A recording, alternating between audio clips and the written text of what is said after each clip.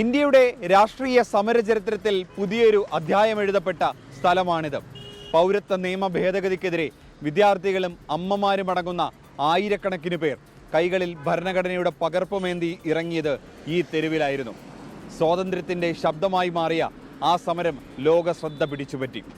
അതാണ് Shaheen bag. Shaheen bag പ്രക്ഷോഭം ഒരു സാധാരണ സമരമായിരുന്നില്ല. ജനാധിപത്യത്തിൻ്റെ ക്ലാസ് റൂം തെരുവിലേക്കെത്തിയ നിമിഷമായിരുന്നു അത്. സ്ത്രീകളുടെ പങ്കാളിത്തം സമരത്തിന് പുതിയൊരു നിറം നൽകി.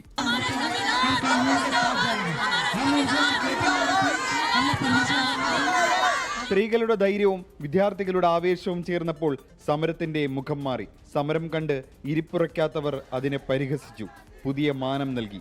ഒടുവിൽ രണ്ട് വിഭാഗങ്ങൾ തമ്മിലെ കലാപമായി രൂപാന്തരപ്പെട്ടു.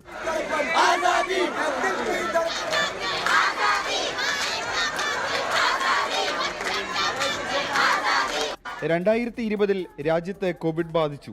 ലോക്ക്ഡൌണായി. റോഡുകൾ അനന്തമായി തടഞ്ഞു വയ്ക്കുന്ന പ്രതിഷേധങ്ങൾ തുടരാൻ പാടില്ലെന്ന് കോടതിയും വിധിച്ചു. അങ്ങനെ മാസങ്ങളോളം മുഴങ്ങിയ മുദ്രാവാക്യങ്ങൾ അടങ്ങി. പ്രക്ഷോഭത്തിന്റെ വേദി ശൂന്യമായി. 2025 എത്തുമ്പോൾ ഷഹീൻ ബാഗിന്റെ മുഖം ആകെ മാറി. സമരത്തിന്റെ ചൂടറിഞ്ഞ സ്ഥലം ഡൽഹിയിലെ മറ്റെവിടെയും പോലെ സമാധാനമായി കഴിയുന്നു. പ്രക്ഷോഭത്തിന്റെ വീതി സമാധാനത്തിന്റെ വീതിയായി മാറി. പക്ഷേ ചരിത്രം മറക്കില്ല. സ്ത്രീകളുടെ ധൈര്യത്തിന്റെയും പൗരാവകാശങ്ങളുടെ പ്രതിരോധത്തിന്റെയും ചിഹ്നമാണ് ഷഹീൻ ബാഗ്. അന്ന് തെരുവുകളിൽ ഉയർന്ന മുദ്രാവാക്യങ്ങളും ഭരണഘടനയുടെ ശബ്ദവും ഇന്നും ചരിത്രത്തിന്റെ പേജുകളിൽ മുഴങ്ങിക്കൊണ്ടിരിക്കുന്നു.